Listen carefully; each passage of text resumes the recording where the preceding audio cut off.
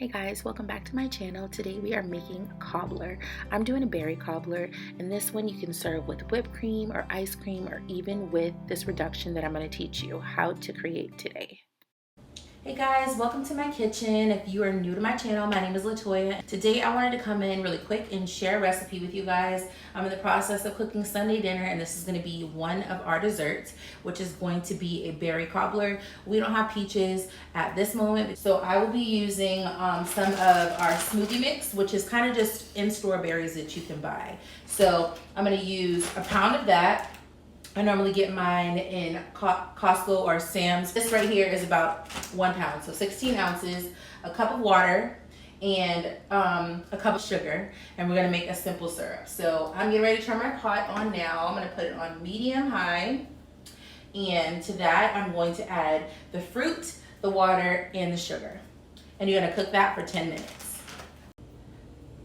Okay, so I'm just gonna stir that sugar in until it is dissolved in this pot. And like I said, we're gonna cook this for 10 minutes on medium-high heat just to make a simple syrup with these berries. This is the baking sheet we're gonna put the cobbler in. And what I've done is taken the stick of butter and put it in here, and we're gonna put it in the oven so that it can melt down. 350 degrees is the temperature you want to have your oven to. We're going to let that melt while we have this boiling over here. I'm going to bring you to my bowl. Guys, to my flour mixture, I've added 2 teaspoons of baking powder and 1 teaspoon of salt because I do not have self-rising flour. To that mixture, I'm going to add 2 cups of sugar and 1 cup of milk. And I'm gonna whisk that together. Okay, while I'm doing that, I wanted to let you in on a quick tip. As you heard a few minutes back, I told you I didn't have any self-rising flour on hand. What I did was make self-rising flour at home by following these tips. So if you don't have that, you can do that too by using what you have. What I had on hand was all-purpose flour. So I used 2 teaspoons of baking powder and 1 teaspoon of salt and added that to my all-purpose flour to make self-rising. Comment below if you knew that before you watch this video, and if you didn't, tell me too. Okay guys, and this is what the pot is going to be looking like when it's boiling, once it gets to the 10-minute mark. I've already taken out our dish that we're going to be using. The butter has melted inside of it, and now I'm going to add that batter. And then on top of the batter, we're going to add this delicious mixture, and then a little bit of brown sugar or cinnamon if you like.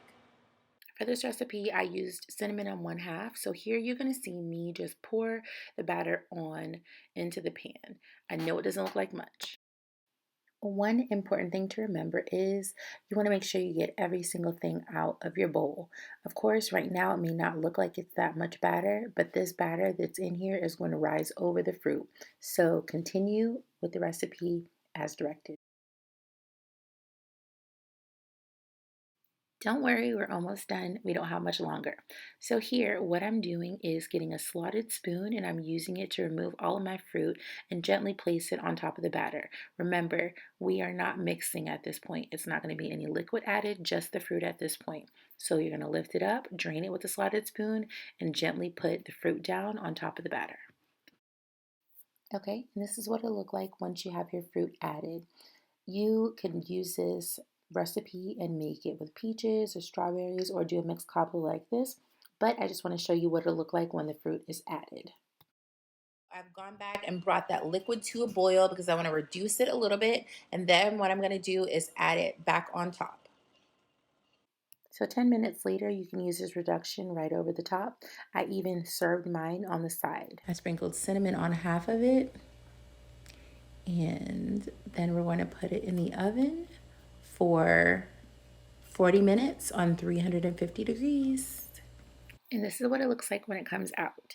I'm going to be completely honest with you guys. I completely forgot to show you a pan shot of it after it came out, both times with it bubbling, but Sunday dinner is very important in our house, and so is dessert, so I hope you will forgive me. As always, thank you so much for watching, and you can follow me on any of my social medias at Ellie Inspires.